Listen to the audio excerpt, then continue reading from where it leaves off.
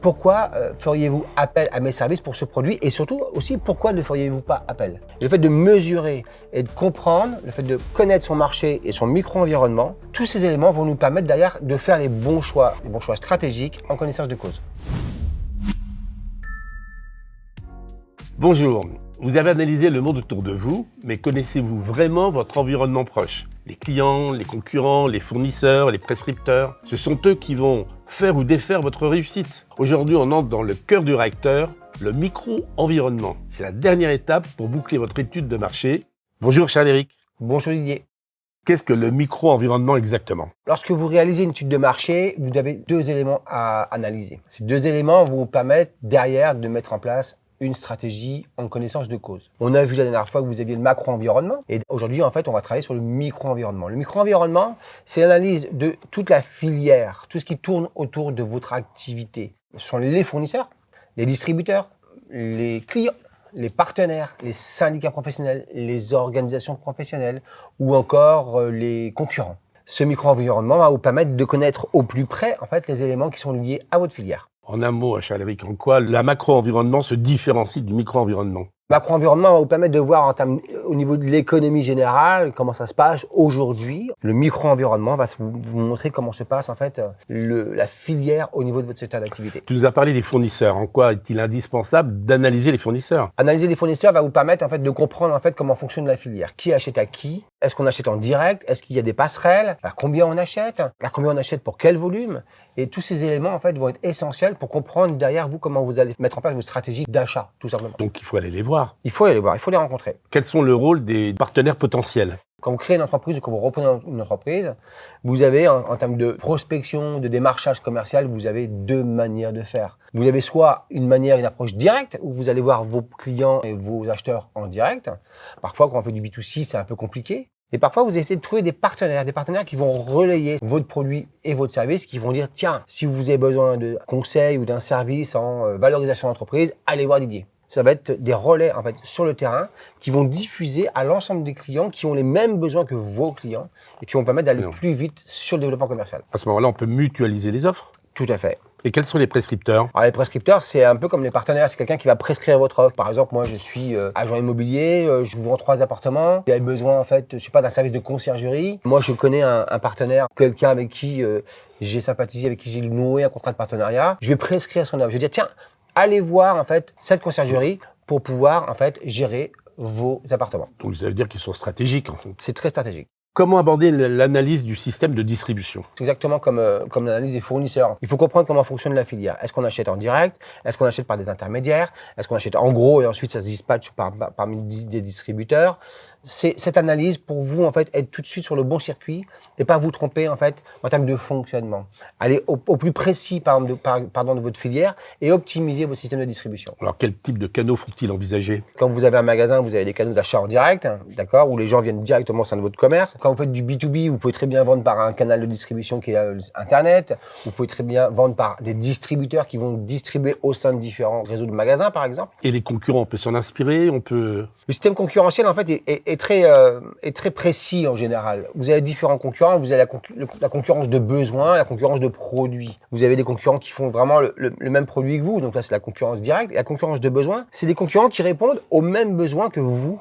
Demain, si vous créez par exemple un kebab ou un fast-food, si vous souhaitez ouvrir un commerce ou un food truck, un commerce de proximité, de restauration rapide, on a l'impression qu'on va juste voir en fait tous les concurrents qui sont identiques à vous en termes de food truck, en termes de fast-food, en termes de kebab. Mais en fin de compte, il faut aussi aller voir les concurrents qui sont par exemple le petit supermarché qui va vendre du sandwich. Parce qu'en fait, il faut d'abord analyser le besoin. Le besoin, c'est quoi? C'est acheter à manger pour manger rapidement. On parle beaucoup des organisations professionnelles. Faut-il s'y intéresser? Oui, chaque activité en fait dépend d'une organisation professionnelle. Les organisations professionnelles, pour votre analyse de marché, vont vous donner des chiffres. Ces chiffres vont vous permettre en fait de mesurer et de mettre en œuvre et de mettre en place votre prévisionnel d'activité. Vous allez, au sein de ces organisations professionnelles, maîtriser ou connaître aussi vos différentes marges d'activité à respecter.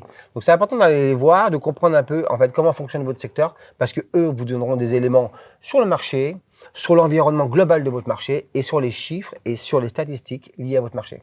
Je reviens justement par rapport à ce que tu disais sur les concurrents. Oui. On parle de benchmark, faire Oui. du benchmarking, etc. Tu peux nous en dire un peu plus? Le benchmark, en fait, c'est avant tout un terme en fait marketing. Le benchmark, en fait, c'est d'aller voir un petit peu ce que font les concurrents, de prendre en fait les éléments qui sont très intéressants, faire de la veille sur les aspects concurrentiels. Si quelqu'un qui fait du marketing m'écoute, c'est pas assez technique pour du marketing, pour de la création de la reprise d'entreprise, faire du benchmark, c'est aller étudier réellement ce que font les concurrents, regarder tous leurs produits, leurs services, voir un peu comment ils communiquent, quel marketing ils ont, comment ils fonctionnent. Et quelle est la meilleure façon de connaître ses clients? Donc, 2 éléments. D'abord, il va y avoir une étude qu'on va faire sur le fonctionnement de la clientèle. Donc ça va être de la recherche de données secondaires.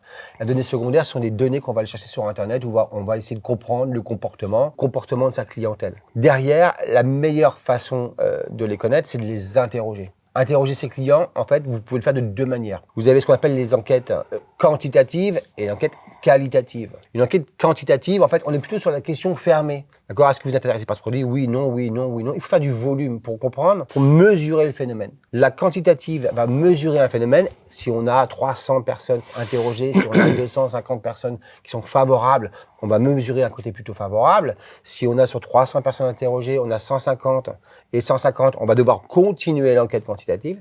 Et vous avez le deuxième élément, c'est l'enquête qualitative. Qualitative, ça veut dire quoi? Ça veut dire qu'on va réunir un panel de clients potentiels, une dizaine, une quinzaine, et là, on va travailler sur de la question ouverte. Cette question ouverte va dire, voilà, pourquoi feriez-vous appel à mes services pour ce produit? Et surtout, aussi, pourquoi ne feriez-vous pas appel? Cette enquête qualitative va essayer de comprendre le phénomène. Et le fait de mesurer et de comprendre, le fait de connaître son marché et son micro-environnement, tous ces éléments vont nous permettre derrière de faire les bons choix stratégiques en connaissance de cause. Pour ça, alors qu'on dit qu'un chef d'entreprise doit être orienté client. Ce qu'on dit en général, et je pense que je l'ai déjà dit dans la première vidéo, que nous, en fait, chefs d'entreprise, pensons, on s'en fiche. Ce qui est important, c'est ce que pensent nos clients pour pouvoir adapter en fait nos stratégies de commercialisation et de communication envers en fait justement les clients et les besoins. Bon, je pense que c'était d'une manière assez exhaustive. Je te remercie.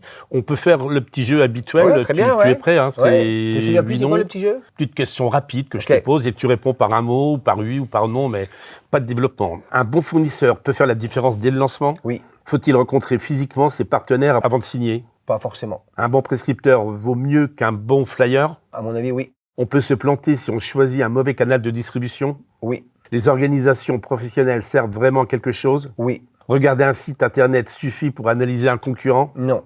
Les clients répondent facilement aux questionnaires bien faits?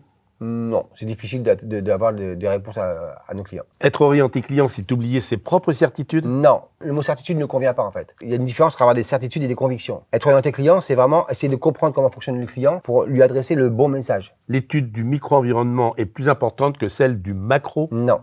Merci, cher Eric, d'avoir répondu à ces questions. Avec C'est plaisir. une fois de plus encore très clair de ta part. Pour conclure, grâce à cette analyse du micro-environnement, vous savez maintenant comment fonctionne votre secteur, qui sont vos concurrents, vos prescripteurs, vos clients et partenaires. Vous avez entre les mains tous les éléments pour faire des choix stratégiques solides, positionnement, communication, mode de distribution. C'est là que commence la vraie construction de votre projet. Pour tous ceux qui nous regardent, bravo, vous avez terminé votre étude de marché. Si ce n'est pas encore fait, pensez à télécharger en fait les ressources complémentaires ou à prendre rendez-vous avec un de nos conseillers. Dans le prochain épisode, on parlera de l'emplacement, comment bien choisir où s'implanter pour maximiser ses chances de réussite. Abonnez-vous, likez, partagez si vous connaissez quelqu'un qui veut entreprendre et à bientôt.